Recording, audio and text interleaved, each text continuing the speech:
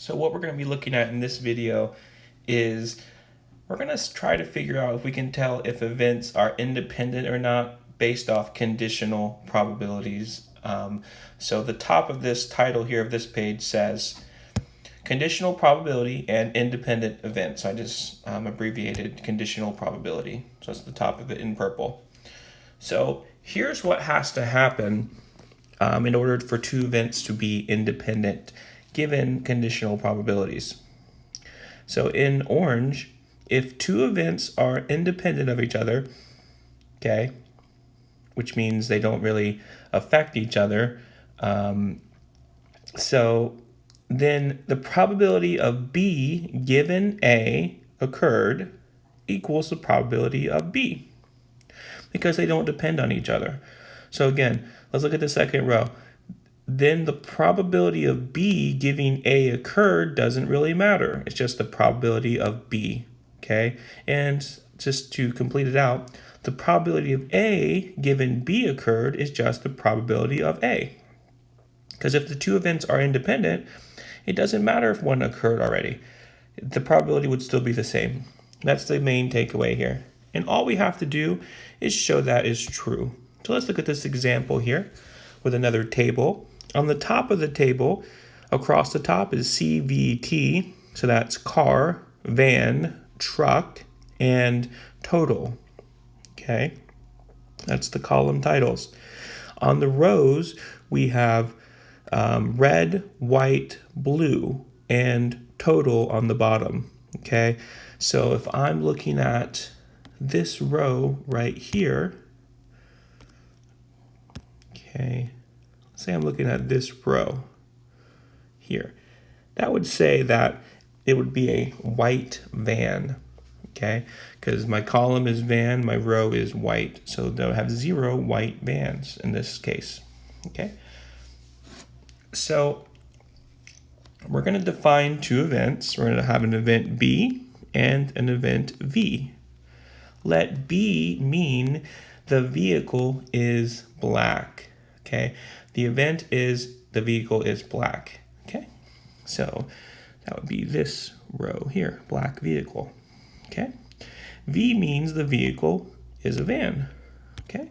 So I would look at, we're caring about that cross section there, okay? All right. The question is, are the two events B and V independent? Okay, so are they independent if you have a vehicle that's black and a vehicle that is a van? We're going to check that out. So all we have to do is go back to our definition here. So it says if two events are independent, then the probability that one occurs given another event is just the probability of it occurring because they're not dependent of each other. So if I look at this here, the probability of B occurring given A is the probability of B. Because if they're truly dependent or independent of each other, it doesn't matter if A occurred. So that's what we're going to do here. So we're going to check to see if the probability if it's a van given that it's black equals the probability of the van, right? So the definition we just saw kind of looked like this.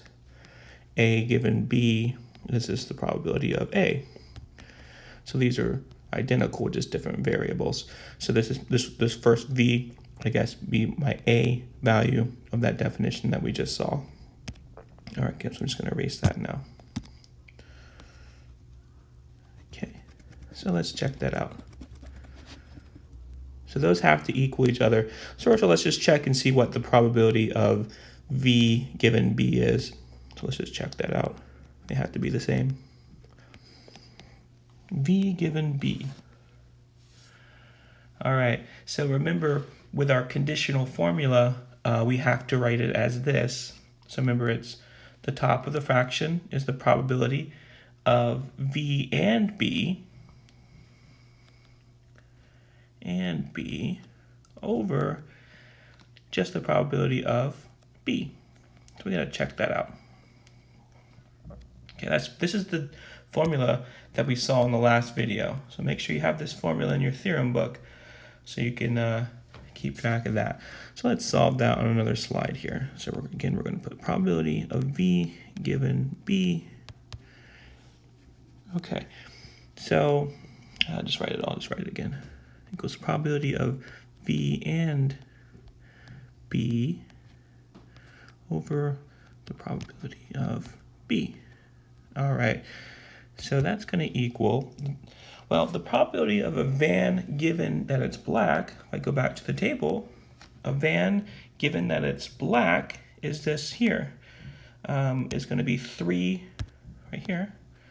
Van given that it's black, 3 over 22. The total cars or vehicles is 22. So I'm going to have 3 over 22. That's the top, right? That's this section of it. And now the one on the bottom is the probability that it's black.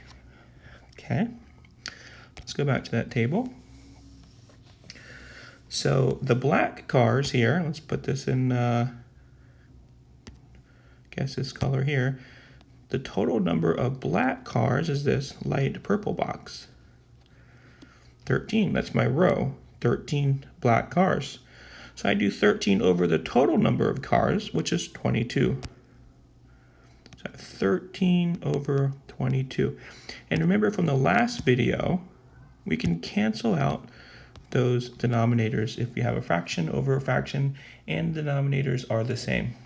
So this becomes 3 over 13. That is the probability of a van given that it's black, is 3 out of 13. Now we have to check if that equals the probability of a van. So let's just check and see what the probability of a van is on the next slide.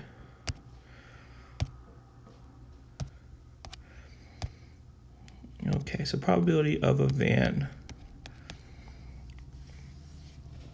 Okay, so let's go back to our table and see how many vans there are. There are 3 vans here in this orange box. That's my van column out of 22 total. 3 vans out of 22 vehicles. Okay, so 3 out of 22. Okay, so remember, the probability that V given B has to equal the probability of V for it to be independent based off our definition. And we just found out that the probability of a vehicle being a van being black is 3 over 13. Okay, so that was 3 over 13. That's what that was. And that does not equal 3 over 22, which was the probability of being a van. So we would say that these events are not independent.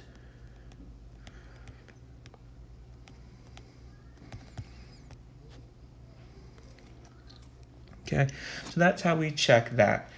In the next video, we're going to look at another example of applying the conditional probability formula.